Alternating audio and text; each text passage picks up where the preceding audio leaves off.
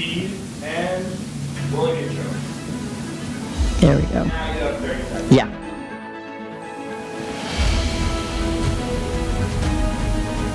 Now I'm not nervous.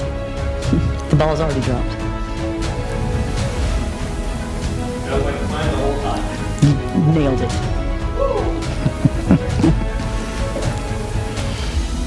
Alright, 10, 9, 8, 7, 6, 5, 4, 3, 2. Hello to all of you beautiful people and faithful followers in YouTube land. Welcome to our Podvision.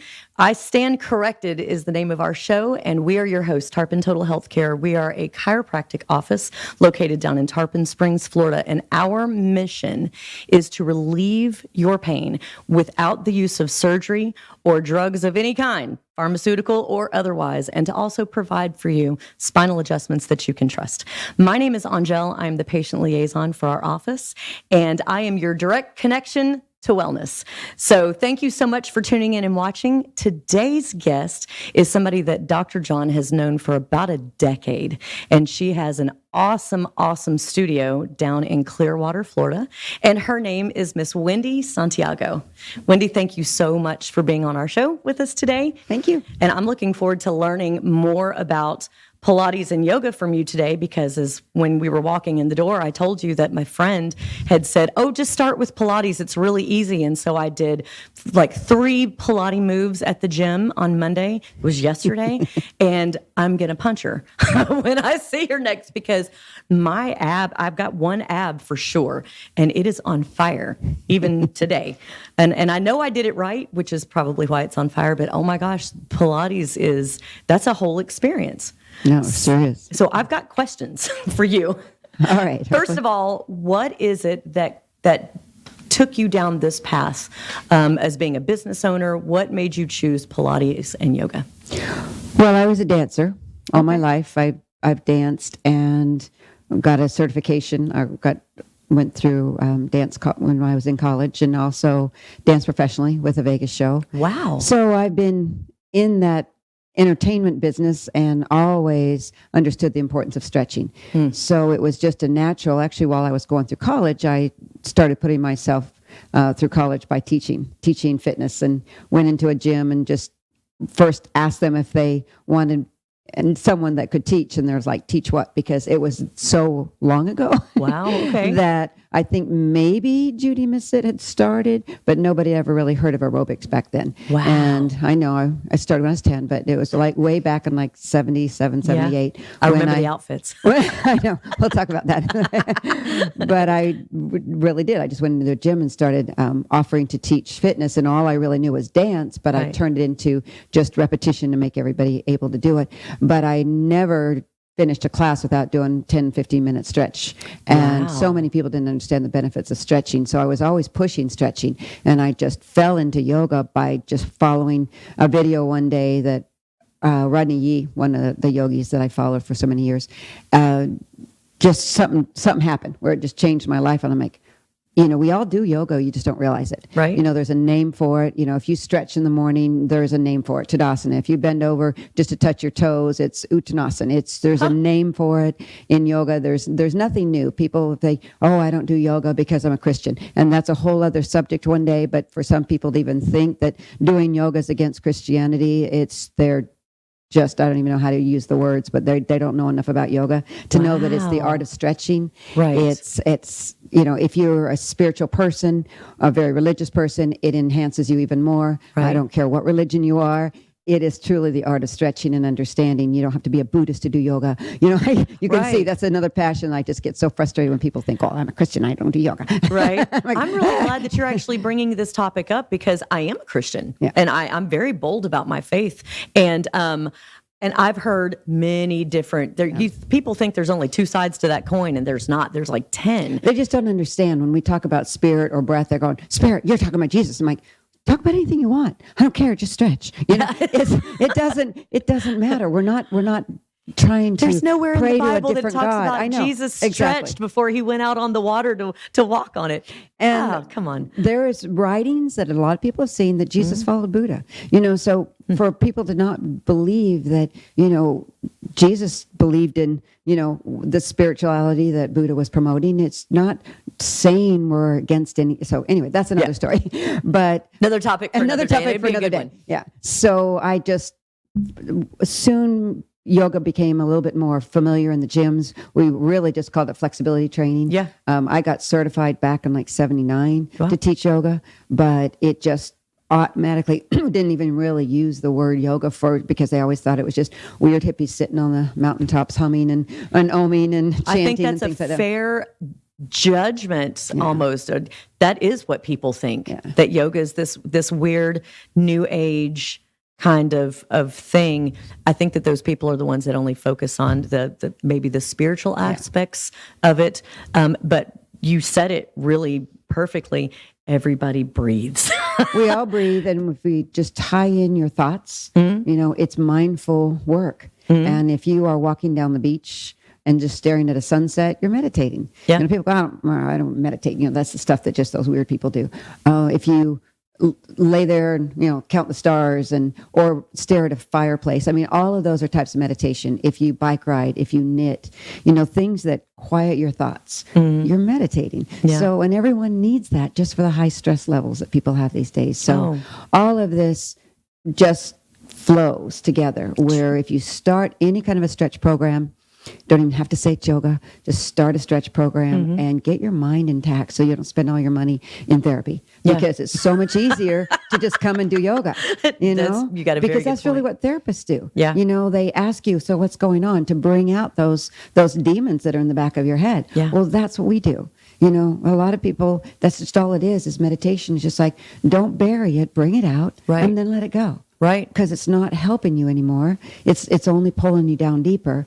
And for people that just hide behind their issues, thinking, well, if I don't think about it, it's not going to help. So anyway, yoga's become a little bit more popular. So more and more people are doing it. But sad to say, more teachers that really haven't been through the true yoga training, they just start teaching it. So there's a lot of people that are teaching what's really not yoga, and people are getting hurt. And so people, yoga hurt me. Well, yoga didn't hurt you. Your form did. Your teacher did, or something like that. It's not, you don't hear a football player saying football hurt me. No, the guy that hit him hurt him. Things like that. Right. It's just like the actual practice doesn't hurt you if you do it right. Right. And then about 80. Practice prepares you. It does. And then about 85, 86, someone came up to a class and told me, have you ever heard of Pilates? And I'm like, no, what's that? They said, because you're a dancer, you really need to look into this. So I'm like, yeah, why? So I signed up for a training. And what you were saying in the beginning when you first went into your first Pilates class, I'm laying there doing some exercises and I'm thinking, this is the silliest thing I've ever done. Okay, I'm breathing and I'm pumping my arms and I'm doing some leg things. And I felt nothing. I do fitness every day. I'm thinking, I'm fit. This is silly. So it was a weekend training, and I just went to the first day, and I'd already made up my mind I'm not going back. Well, I rolled out of bed the next day and couldn't sit up. I'm like, I have more than two abs. Yeah. It's like, wow, what did I do? Because you don't feel it, and that's what's so neat about Pilates is when you're doing it, you're thinking, this is okay, but it goes from the inside. I love a comment that Pilates made one time that says, this is inner-size, not exercise. Because you go in and you work the small muscles, and those are the muscles that people never get to because they think the heavier they go, the better. Right. And, no, it doesn't make me sweat. Well, then you're not doing the right class. You don't have the right teacher if you're not sweating. There is an easy way. I can work with people that don't have legs all the way to extreme football players and athletes and get them to work muscles they've never worked before and still walk out with a smile on their face and want to come back. So that's when you know that. That's quite the balance that you have struck there. You really do. It's therapy. It started with him working with scoliosis, people that had really bad messed up spines. And when his clients would come in, he'd go back into his shop and redesign the table and then come back out and keep working on it until it worked. So every exercise works for the person. There's not this cookie cutter class. So if you're ever in a Pilates class, any of you that have ever taken Pilates before, and everybody's doing the same thing, and the instructor is not telling you, okay, you, because of this issue, should be doing it this way. And you, because of this, you can add an extra spring or take one away. It's just, again, it's just one of those group classes that aren't really going to push you to the next level. Right. You really do need some one-on-one. You need someone that'll explain to you what your body needs, because Pilates is not something that it doesn't have to be the exact same exercise for everybody, right. even though group sessions are wonderful to do. But you are on your own reformer if you do a reformer class where you fix the springs the way you want it. You make the table the way you want it. Your certain exercises might look a little different than the people next to you. If you're in a mat class, that's actually harder because the equipment. That's what I did. Yeah. The equipment puts you in the right position and controls your muscles and things like that. But the mat work, you don't have handles and you don't have foot straps to keep you in line. You are using your abs 100%. So I've had, again, people come to me and say, I don't like Pilates because it hurts my neck, it hurts my back. Again, they weren't doing it right. And it's not their fault. I always put it on the instructor. Then the instructor wasn't cueing it right, because if you're feeling it in your neck, that means your abs weren't working. You're just trying to hold your head up instead of your abs holding your head up. Right. If your back is hurting, you probably didn't engage your core properly. So you have to talk to your teacher. So if anybody is out there again saying, I'm not doing that just hurt my neck. No, she doesn't know what she's talking about. Talk to your instructor. Tell them this is your issue and sit right next to them. Sit right next to them and say, okay, watch me. And see if they're a good instructor, they will see why your neck was hurting. You're not lifting up high enough, or this is the modification. But nobody wants to go into a class and go, oh, that hurt your neck, so just put your head down. Don't do it. So you're not going to get the benefit out of it unless somebody tells you how to get it out of your neck without just laying there and not doing anything.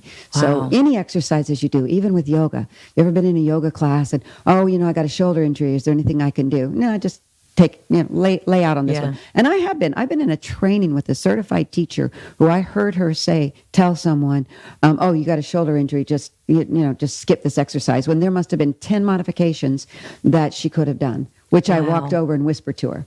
No, this is what you do.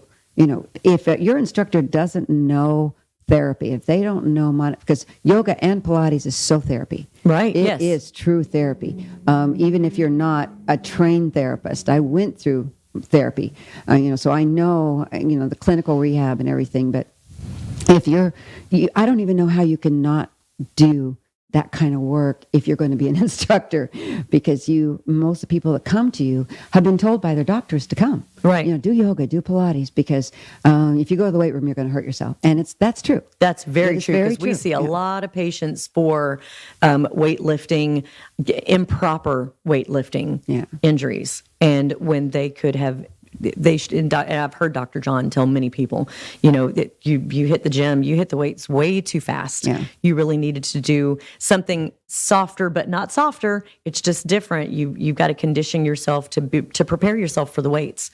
And it really depends on what your purpose is. If you're an athlete and you want to, work on your agility or your balance or your speed, you can use that equipment for that. There's a lot of things in the weight room, but they simulate what we do on the Pilates equipment. If you are going through PT because you've just ripped your shoulder or had a hip replacement, that's what Pilates is designed for. You go into PT, and again, there are so many things that they're limited to doing. Right.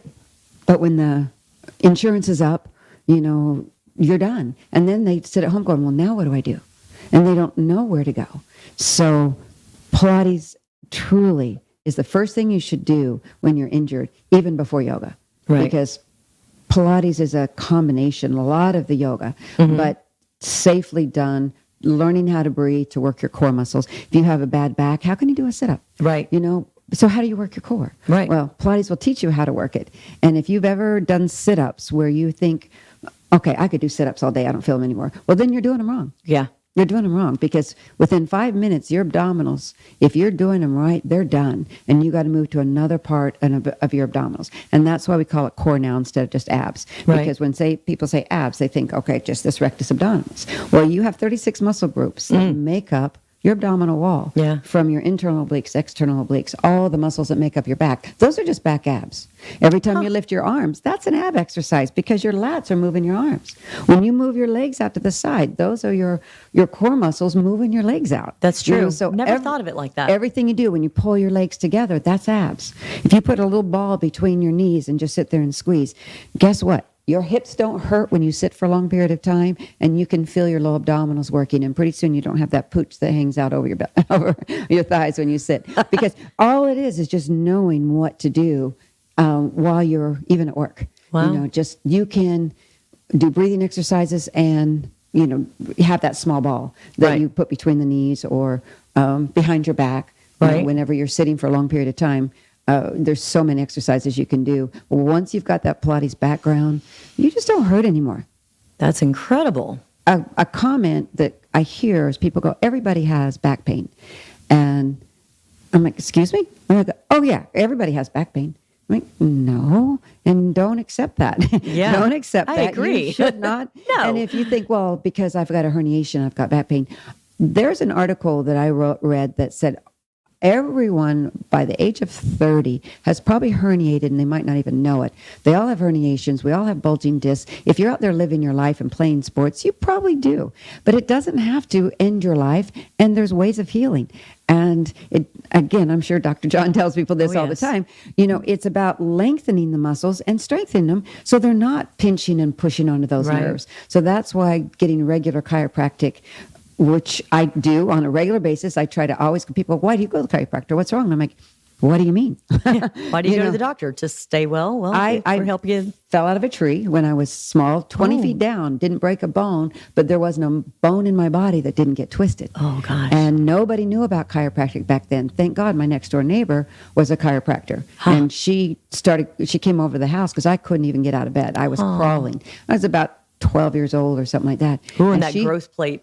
She started adjusting me. Yeah. And to this day, I wouldn't be walking. So when anybody talks about they don't believe in chiropractic, I'm like, yeah, I don't care what you believe in. If you don't want to hurt, you get your butt to the chiropractor. I have experienced it myself. Yeah, I said, you know what? You're listening to someone else. Yeah. Because if someone, I don't believe them because they didn't get it, they didn't spend enough money on their medical or things like that. Because it's always, a lot of times it's doctors that talk down about chiropractors. I'm like, wow. Oh, yeah, they think it's voodoo.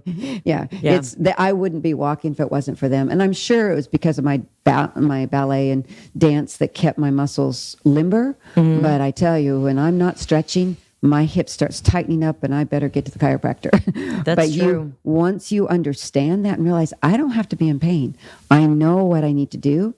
And I keep stretching, and I still need chiropractic because my hips were never put back into place properly. Right. So if I don't stretch, they start turning again. Right. And that's where scoliosis comes from. It's your body pulling your vertebrae off to one side because we all do this. We work with one arm more than the other. Yeah.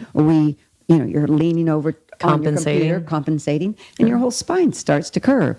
And you've got to understand, you've got to stretch the tight side and strengthen the weak side. Right. And then you're back into alignment. So Pilates does a lot of what, again, chiropractic does. Right. And you can't live in the chiropractor. You actually, it's not even good to get adjustments every day, but you can do Pilates every day. Yeah. And it really, you will hear your body pulling and moving, and you hear the snapping and popping, and it's not your bones, it's the synovial fluid. Right. People are like, that's what he always... Something that I love hates, talking. Yeah, he hates... People say, well, I'm going to go get my back cracked. He goes, we're not cracking your back. Yeah, it makes his eye twitch. Just adjustments. But anyway, so obviously you can see I'm very passionate. I never get tired of what I do. So.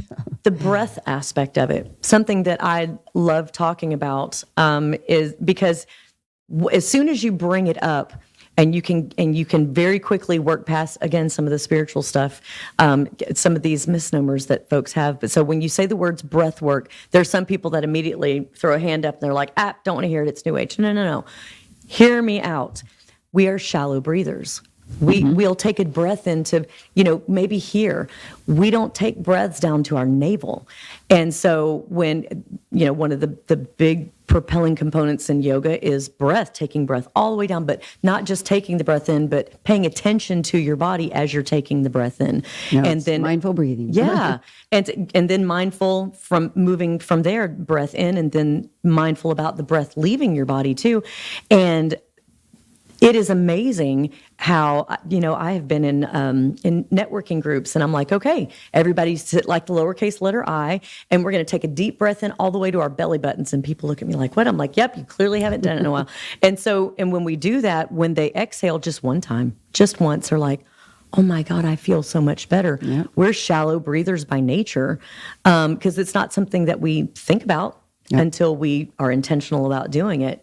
And so you have a lot of things that are happening in your space, in your studio down there, and talking about breath work, talking about the sound therapy that you do. Tell us about some other things that you have going on. Speak a little bit more into what sound therapy really means. Okay, there's a lot of types of meditation. You hear about aromatherapy and sound therapy and mindful. Everyone says, count sheep, things like that. Well, that's all types of meditation.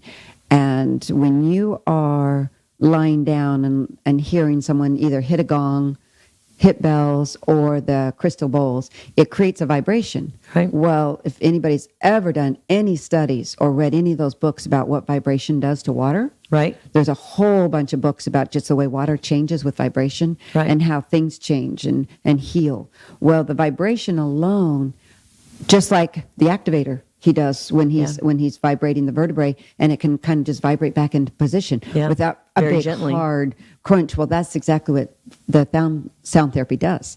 When you are just lying there, the vibration will not only help align your spine, but it takes the energy. We have energy centers through our body called chakras. Right. And these energy centers are so very real that I tell people it's very easy. Just hold up a pendulum and just look at it, and then watch which direction it's turning, or just bring it close to each of these energy centers, and you can watch it changing direction. So it's very easy to see that these are very real. And as these centers, if they're blocked, either the pendulum doesn't move at all, or it goes side to side, or front and back. That means it's a physical block or an emotional block. Right. And by just changing your thoughts, the pendulum changes. Well, the vibration of the sound therapy helps you to release all of those, and that's why it's nice to do the check before and after you've taken some kind of a sound therapy class, because you can do some movement, and the one we have coming up is one of our instructors, Victoria, is going to do an easy yoga class, to just slow movement, things like that. And then Tamara, who plays all these different instruments, she will be playing the music, and then you just lay there and meditate. And sometimes I hear people go, well, the vibration hurt my head. Well, that means you had a block. And if you just relax for a long time, pretty soon you'll feel it release, and then it completely goes out the other side. Really? So it's just, they're just blocks. Just like if you have been into any kind of therapy sessions, we get stagnant, we get stuck. And not only is our lymph stuck, but our energy gets stuck too. And the vibration will help break it up. So I'm a visual, and the things that, if people could see what was in my head. So as you were talking, we get ear blockages, and so it muffles your actual hearing, and then they'll go in and they'll pull out the wax, and then you can actually hear on a level that you probably hadn't even been able to hear before, because that blockage had been there for so long.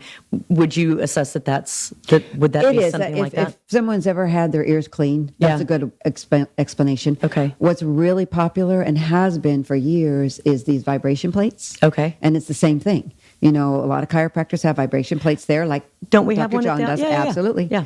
And there were gyms out there called Vibe.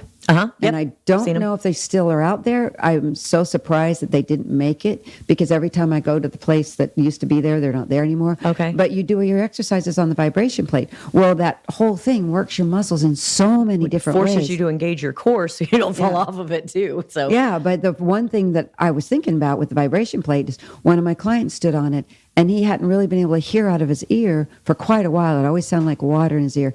And he was on it maybe 2 minutes, and he said it broke. And he goes, really? I can hear out of my ear. So there are so many benefits to vibration. And yes, vibration plates, but the sound therapy, it's just another way of of healing your body and not feeling like, oh, I have to get to the doctor or I have to go to some expensive training or something like that. Just come and experience the sound bath meditations. Right. So they are really effective.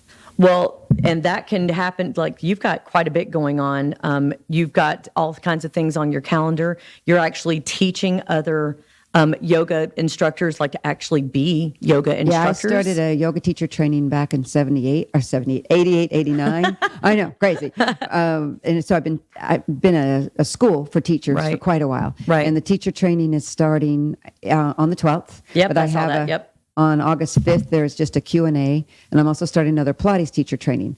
I certify in TRX and Pilates and yoga and aerial. That's awesome. We have a pretty successful school for all of those. So. Well, thank you so much for being here. Make sure that you follow Wendy on all of her socials. Go to her website, www.wendyfit.com. And I just thank you so much for being here and being part of this. Thank you to Area 52 Media Group for partnering with us. And thank you for just being part of this show with us. Remember, at Tarpon Total Healthcare, we provide you spinal adjustments you can trust so you too can stand corrected. We'll see you next week.